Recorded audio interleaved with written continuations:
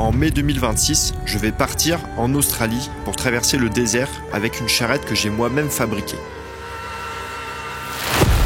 Mais avant ça, je souhaite réaliser un premier test matériel et logistique au Maroc, dans le désert du Sahara. Dans cette vidéo, je t'explique tous les préparatifs pour ce premier test au Maroc. L'itinéraire, l'équipement, les origines du projet. Et suite à cette expérience en Australie, je souhaite réaliser un film porté par la symbolique du serpent, mon animal totem. Car c'est bien lui qui donne le fil conducteur de cette aventure, et c'est lui qui donne du sens à mon projet qui s'appelle La Trace du Serpent.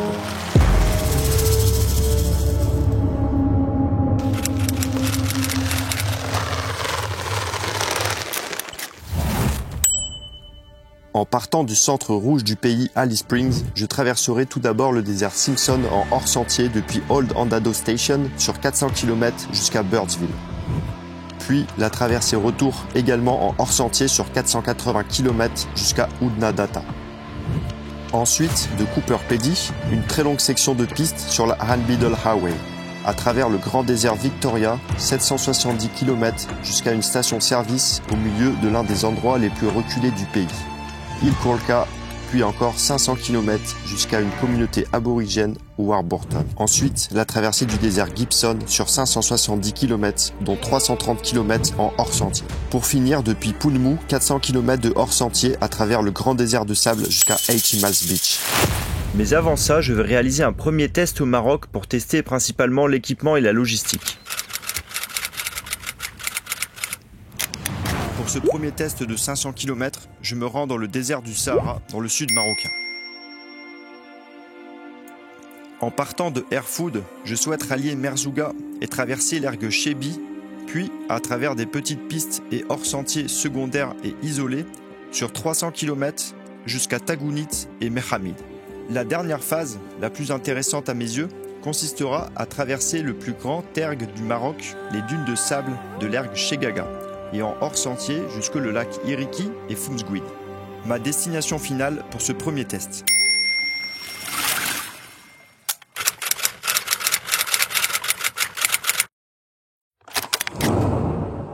Bon, en fait, c'est pas la première fois que je traverse un désert. Et ma première fois, c'était en 2014. Je traversais le sud marocain à pied sur plus de 1000 km pendant 3 mois. Et une fois arrivé à Zagora, j'ai fait construire une charrette en acier pour traverser la piste jusqu'à Merzouga. Et puis j'ai rencontré un Canadien qui a acheté un âne, qui m'a rejoint et on a traversé à pied pendant 1 mois. Ensuite, la prochaine étape, ça a été en 2016. À l'époque, j'étais parti en Australie pendant 1 an pour faire un PVT. Alors, en septembre 2016, je suis parti marcher 220 km sur les sentiers du Larapinta Trail, un sentier qui traverse les West MacDonnell Range. Et ensuite, je suis parti avec mon vélo pour traverser 1000 km de piste sur la Old Ghan Railways et la Oudnadatta Tracks. Troisième expérience, la Bolivie. Alors je suis parti marcher 250 km dans le sud Lipèze, un endroit isolé, un haut plateau à 4000 mètres d'altitude situé dans le sud de la Bolivie. Et puis cet été 2025, je suis parti traverser l'Islande à pied, sur 400 km pendant 2 semaines à travers le centre et les Hautes-Terres. Et oui, certains d'entre vous ne le savent peut-être pas, mais le centre de l'Islande est bien considéré comme un désert. Et sans oublier toutes les autres aventures que j'ai pu faire sur plus de 10 000 km, Tasmanie, Népal, Laponie, plusieurs milliers de kilomètres à vélo, et sans doute c'est un bon 100 000 km en autostop. Donc tout ça pour dire que je ne suis pas à mon coup d'essai.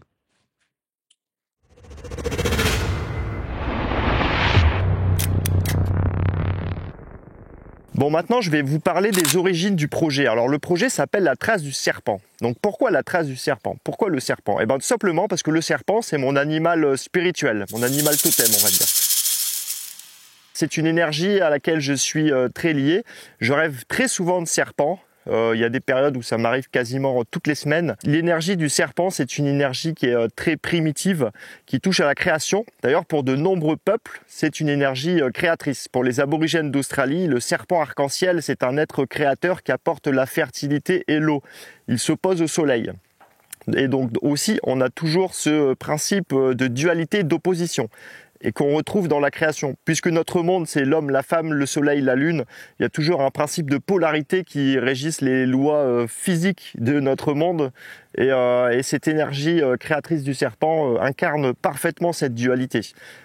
C'est à la fois la médecine, le caducée et la sorcellerie. Donc il a les deux énergies en lui. Donc le serpent, c'est la ligne directrice de cette aventure. Et donc moi, mon but à travers ce voyage, j'ai plusieurs quêtes. Alors au-delà du défi logistique, physique, sportif, c'est une quête intérieure également. En fait, je vais chercher une quête de dépouillement. Parce que le désert, c'est aussi la terre des prophètes. Il y a un espace immense qui nous ramène à l'intérieur de nous-mêmes. Donc en fait, je vais chercher certaines réponses. Et c'est là que je rejoins la symbolique du serpent. C'est des questionnements et des réponses que j'ai déjà, mais j'ai envie d'aller jusqu'au bout de certaines réponses et de certains questionnements. La question de la solitude, du partage avec les autres. Donc en fait, voilà, la quête, la trace du serpent, c'est la quête de la solitude extrême à travers le désert. Et c'est cette solitude extrême qui, par principe d'aversion et de polarité, va faire émerger le besoin de partager avec les autres. Je vais dans le désert, c'est aussi parce que j'aime ça tout simplement. Je suis passionné par l'aventure. C'est une quête que j'entretiens depuis longtemps. Pour moi, cette traversée, c'est de la traversée sous sa forme la plus pure. C'est de la traversée hors sentier sur des centaines de kilomètres dans le désert avec un GPS. Voilà, c'est vraiment la forme la plus épurée de la traversée. Pour moi, c'est le saint graal de la traversée. C'est l'accomplissement aussi de 14 ans d'aventure et de voyage, de pouvoir réaliser ce genre de projet, ce genre d'expédition. Voilà, pour moi, c'est un accomplissement. Au-delà du fait que aussi je suis passionné et amoureux de la nature. Ça fait 14 ans que je vis dehors. Je passe entre 70 et 90% de l'année dehors. Je campe quasiment tous les jours. Là actuellement, vous voyez où je suis dans la nature parce que c'est ma vie normale. Je vis tout le temps dans la nature, dans la forêt, dans la montagne. Donc j'ai un lien profond et étroit avec cette terre. Et donc voilà. Alors une autre facette du projet, c'est aussi, au-delà de la traversée, c'est de réaliser un film. Donc j'ai plusieurs idées. D'abord, je voudrais faire plusieurs petits films qui seront disponibles librement sur YouTube. Et à la suite, à la fin du projet, j'aimerais réaliser un vrai film au format 52 minutes que je pourrais diffuser dans des festivals de films d'aventure. Et aussi sûrement après vendre mon film pour aussi un jour pouvoir vivre de ma passion. Parce que c'est aussi un de mes objectifs aussi de pouvoir vivre de ma passion. Ça fait 14 ans que je voyage, que je fais des aventures et voilà, moi c'est ce qui me passionne, c'est ce que j'ai envie de faire dans ma vie. Donc un jour il faut s'en donner les moyens et voilà, ce film que je veux faire, il fait partie aussi de mon cheminement. Donc je travaille de façon très acharnée pour pouvoir réaliser ce rêve. Bon, aujourd'hui, je vais vous présenter le matériel que j'utilise et que je vais emporter avec moi pour ce premier test au Maroc de 500 km. Alors, je vais vous présenter aussi rapidement mes partenaires. C'est des partenaires qui me soutiennent pour ce projet. Je les remercie grandement pour leur soutien. Donc, ils m'ont fourni principalement du matériel. Donc, je vais commencer par Fjellpulken. Fjellpulken, c'est une entreprise norvégienne. Alors, eux, ils m'ont fourni un harnais d'expédition. C'est un harnais d'expédition pro. Donc ça, d'habitude, c'est fait pour les expéditions polaires. C'est fait pour tracter des poulkas dans la neige. Voilà, donc j'ai pensé que c'était un bon équipement à avoir. Donc moi, c'est un équipement qui est essentiel. C'est pour tracter ma charrette. Donc ça, c'est fait pour tracter des charges lourdes sur du long terme. Donc les systèmes d'attache ont l'air assez robustes. Donc il y a 2 systèmes d'attache sur les côtés. Et ça sera relié au bras de ma charrette. Et c'est ce qui va me permettre de tracter la charrette avec les bretelles et de gagner en ergonomie. Ensuite, ils m'ont également fourni un tarp. Donc le tarp, c'est une espèce de bâche, pour ceux qui ne connaissent pas, on va dire, pour simplifier. C'est une bâche qu'on peut tendre tout simplement, soit pour dormir en dessous ou pour faire de l'ombre. Moi, ça va me servir pour faire de l'ombre, vu que dans le désert, il fait chaud et il y a du soleil. Donc ça va me servir, je vais l'accrocher sur les drapeaux, sur les barres de ma charrette, que je vais pouvoir installer. Et ça me permettra de rester à l'ombre pendant les heures les plus chaudes de la journée. Ensuite, nous avons Sunslice. Alors Sunslice, c'est une entreprise belge qui fabrique des panneaux solaires. Ils sont spécialisés dans les systèmes solaires portables. Donc moi, ils m'ont fourni un panneau solaire, le Fusion Flex 18, ainsi qu'une batterie extrême, Gravity Extreme. Ils m'ont également fourni le petit chargeur rapide. Donc c'est un chargeur double rapide qui permet de recharger mes équipements plus facilement. Donc ça, ce panneau solaire, il va me permettre d'être autonome dans le désert au niveau de ma production d'électricité parce que là j'ai besoin d'électricité. On vit dans une époque à l'ère moderne où voilà, on a quand même des téléphones. Moi j'ai un GPS, j'ai mon équipement électronique, caméra pour pouvoir documenter l'aventure. Et voilà, plus le GPS, le téléphone, donc j'ai besoin d'électricité. Donc cet élément va me permettre d'être autonome vis-à-vis de l'électricité.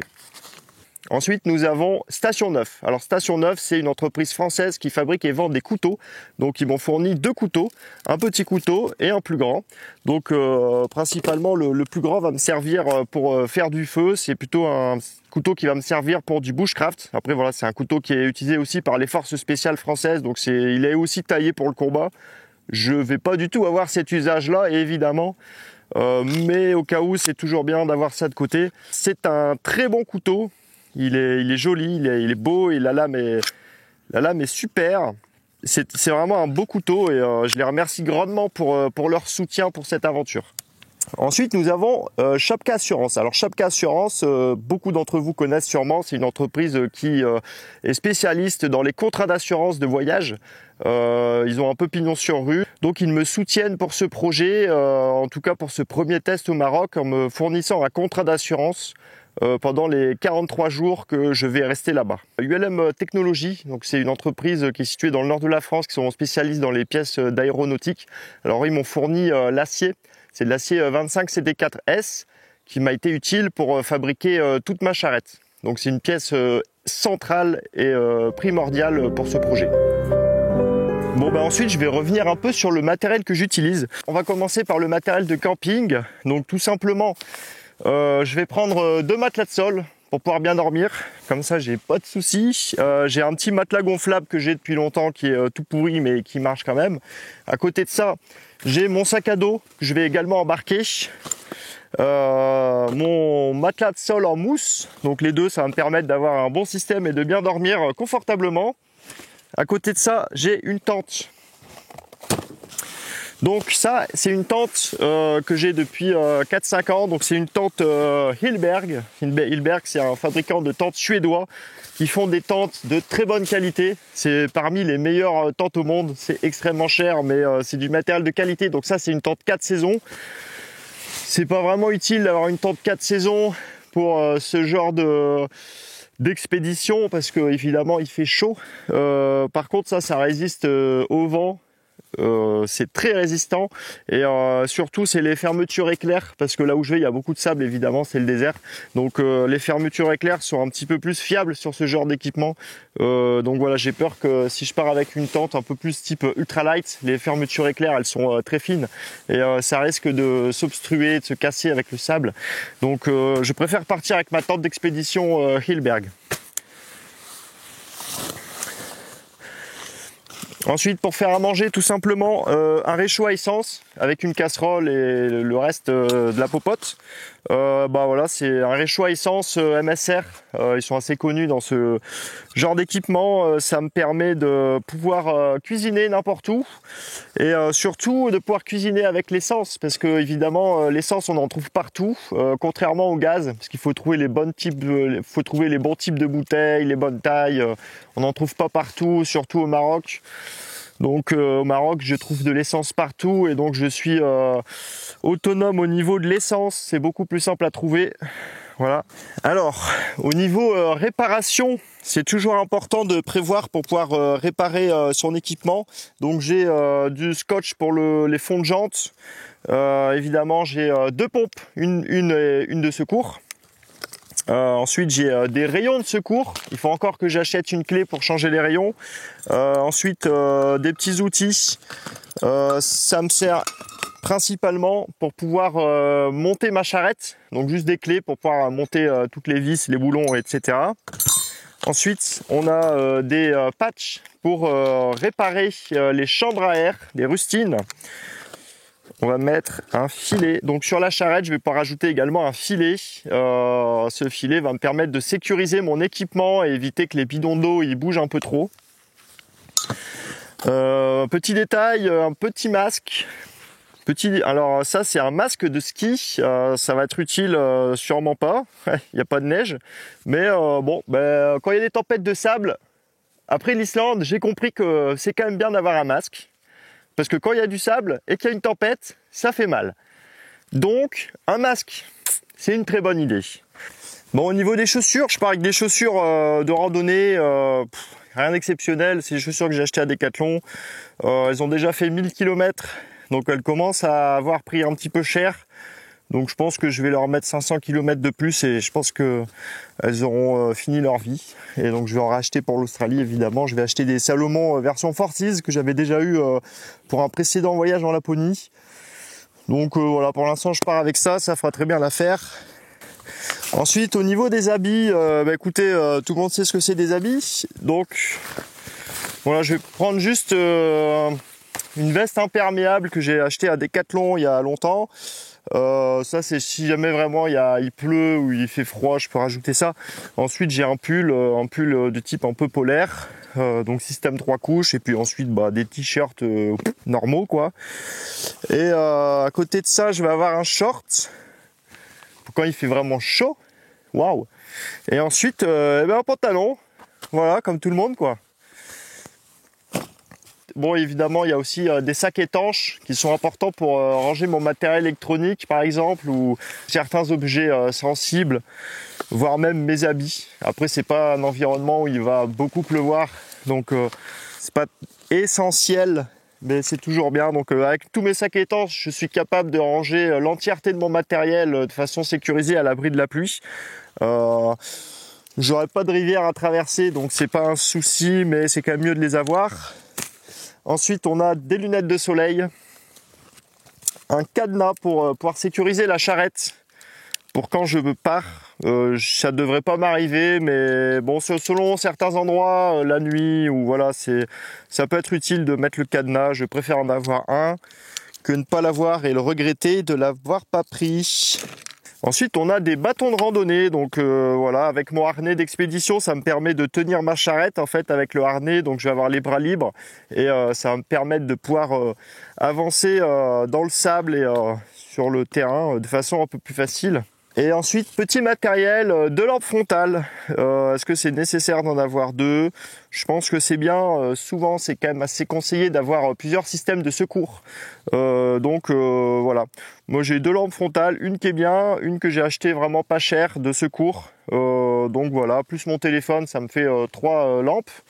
Voilà, donc je devrais pas manquer d'électricité au niveau des lampes. Donc au niveau de l'électricité, alors au niveau de ma production d'électricité, donc j'ai un panneau solaire Sunslice Fusion Flex 18 qui m'a été fourni avec une batterie Gravity 10 000 mAh.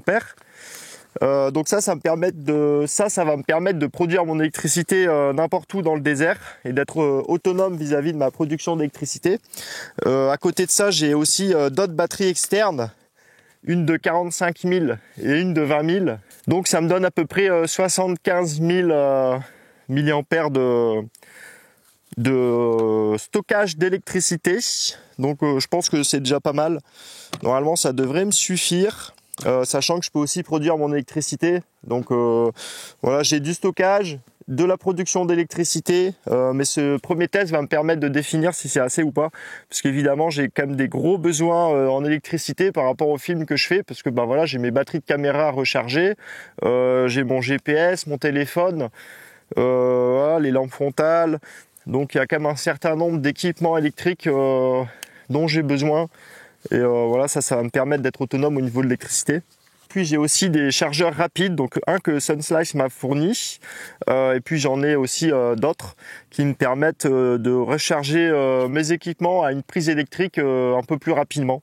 C'est important d'avoir des chargeurs rapides pour pas perdre de temps et que l'électricité rentre un peu plus vite dans nos appareils. Ensuite, au niveau du matériel vidéo, pour faire le film que je souhaite faire, il me faut aussi du matériel vidéo que j'acquis depuis de nombreuses années, que je continue d'acquérir. Donc j'ai ici mon téléphone, c'est un nouveau téléphone que j'ai, c'est un iPhone 16 Pro, donc ça me permet de prendre aussi des belles images avec ça. C'est mon système de secours en fait si ma caméra elle lâche, parce qu'actuellement c'est la caméra qui filme. Donc ma caméra principale c'est un GH5 avec un objectif que j'ai acheté récemment, que je vais installer, c'est un Leica 12-60 mm.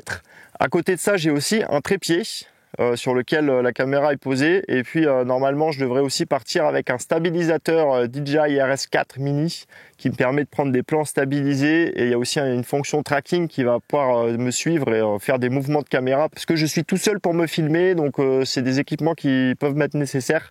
Au niveau de la prise son, j'ai un micro DJI Mic 3 que j'ai ici.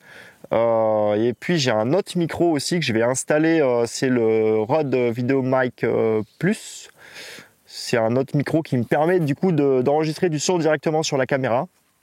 Et puis pour le montage vidéo sur place, j'embarque un iPad M4 Pro. Ça me permet de pouvoir faire mes montages vidéo sur place. Donc pour le Maroc c'est moins important parce que je pars que 43 jours entre guillemets. Mais pour l'Australie, ça va être important parce que je vais partir beaucoup plus longtemps. Le voyage en Australie, selon les décisions que je vais prendre, ça va me prendre 6 mois. Mais selon si je décide de rentrer en stop depuis l'Indonésie, ça va me prendre 8 mois de plus. Donc je pourrais très bien partir 1 an et demi. Donc j'ai besoin aussi de pouvoir faire des montages vidéo sur place parce que tout avec le téléphone, je vais pas pouvoir faire le même travail que ce que j'ai envie de faire. Donc j'ai acheté un iPad pour pouvoir produire mes vidéos sur place. C'est beaucoup plus léger, donc j'ai un clavier aussi avec l'iPad plus une petite souris. Donc ce matériel va me permettre de faire mes montages vidéo sur place et de produire du contenu de qualité surtout, parce que pour moi c'est important de faire des belles vidéos qui aient du sens et qui soient belles à regarder. Ensuite, j'ai également aussi un petit drone, mais que je ne vais malheureusement pas pouvoir prendre au Maroc. Parce que c'est interdit au Maroc, c'est formellement interdit, et sinon il faut demander un permis d'importation. C'est compliqué à avoir. Avant le permis d'importation, il faut demander une autorisation de filmer pour le Centre national marocain de l'image. J'ai essayé de demander une autorisation, je leur ai envoyé 2 fois un mail avec le dossier, tout ça, ils m'ont jamais répondu. Donc autant dire c'est compliqué de ramener un drone au Maroc, et si vous n'avez pas une structure solide derrière, à mon avis ça va être très compliqué. Donc j'ai oublié cette histoire, je ne prends pas mon drone au Maroc, c'est pas grave. Par contre évidemment pour l'Australie je vais pouvoir prendre mon drone, c'est un DJI Mini 4 Pro. Ça prend des belles images, il est petit, il fait moins de 250 grammes. Et voilà, j'ai vraiment hâte de pouvoir l'utiliser en Australie parce que les plans drone dans le désert avec la charrette, je sens qu'ils vont être pas mal. Bon alors niveau santé sécurité, donc j'ai plusieurs éléments. Je vais refaire une vidéo plus tard sur l'Australie parce que là je pars au Maroc et les configurations ne sont pas exactement les mêmes. Par exemple, je vais pas prendre mon téléphone satellite pour le Maroc parce que c'est un élément qui coûte très cher au niveau de du forfait téléphonique. Donc je vais pas le prendre parce que ça me sert à rien au Maroc. C'est pas assez engagé à mon sens pour que ça justifie d'avoir un téléphone satellite. Par contre évidemment je vais avoir un GPS. C'est un GPS Garmin InReach. C'est la version Explorer Plus. Donc ça me sert principalement pour me repérer dans les hors-sentiers. Je le couple avec mon téléphone, donc c'est un GPS qui a une fonction classique de GPS. Et également la particularité c'est que c'est la fonction InReach, c'est-à-dire que c'est un GPS qui marche aussi comme moyen de communication satellite par messagerie. Donc je peux envoyer des SMS par messagerie satellite. Et j'ai également évidemment une fonction SOS. Donc en cas d'urgence, j'appuie sur un bouton et c'est relié à un système de secours qui viennent me chercher directement. Et il y a un suivi tracking aussi. Donc pour ceux qui voudront, il y aura un lien sur internet. Vous pourrez me suivre à la trace avec un point qui sera émis toutes les 10 minutes. Et puis dernier point, la météo par satellite. Donc je peux recevoir directement sur le GPS des prévisions météo pour les jours à venir. Ça, c'est un élément crucial. Ensuite, j'ai ici une petite poche que j'ai achetée pour me permettre d'avoir tout mon équipement de sécurité, de navigation à portée de main rapidement. Comme ça, j'ai tout ici avec des gants, un petit couteau qui m'a été offert par Station 9. Dedans, j'aurai, si besoin, des cartes. J'ai une boussole et je pourrais mettre deux, trois petites bricoles que je pourrais avoir besoin. J'ai également un couteau comme celui-ci. Pour l'instant, je suis pas encore sûr de le prendre au Maroc parce que j'ai peur qu'ils me le prennent à la douane. Vu que je prends le bateau et que je vais avoir accès à mon sac, je pense qu'ils vont scanner mon sac à dos avant de monter dans le bateau. Donc je ne sais pas encore si je vais le prendre, mais en tout cas pour l'Australie, c'est sûr que oui. Et ça va m'être très utile en Australie. Ensuite, on a la trousse de toilette. Ensuite, on a la trousse à pharmacie. Évidemment, faut jamais partir sans trousse à pharmacie. Même si ça ne me sert jamais, mais le jour où ça va servir, croyez-moi, je vais être content de l'avoir. Du coup, bon, je vais pas tout détailler ce qu'il y a dedans parce que ça va être trop long. Mais voilà, j'ai du sparadrap, des pansements, des compresses, du charbon actif. Voilà, des pansements, tout un tas de choses au cas où si je me coupe, pour désinfecter, voilà, quelques médicaments, du Doliprane. Voilà, je vais refaire cette trousse à pharmacie de manière un peu plus sérieuse pour l'Australie, puisque encore une fois l'engagement n'est pas le même au Maroc, il y a des gens partout, l'engagement n'est pas du tout le même que ce que je vais avoir en Australie. Donc la trousse à pharmacie sera entièrement refaite et vraiment étudiée très soigneusement pour l'Australie. Alors j'aimerais remercier tout particulièrement la Guilde européenne du RAID. Alors la Guilde européenne, c'est une association qui chaque année finance et soutient des projets d'aventure à travers différentes bourses. Donc j'ai participé cette année et j'ai eu la chance d'être choisi pour la deuxième fois d'ailleurs, parce que j'avais déjà été choisi en 2020 pour mon projet de traversée de la Laponie à pied. Donc là ils m'ont rechoisi une nouvelle fois pour mon projet de traversée de l'Australie à pied, la trace du serpent. Donc je les remercie grandement pour leur soutien et c'est pour ça également que je suis parti à Paris ce printemps pour pouvoir présenter mon projet devant les membres de l'association et les autres lauréats. Donc je vous remercie grandement pour votre soutien et à bientôt.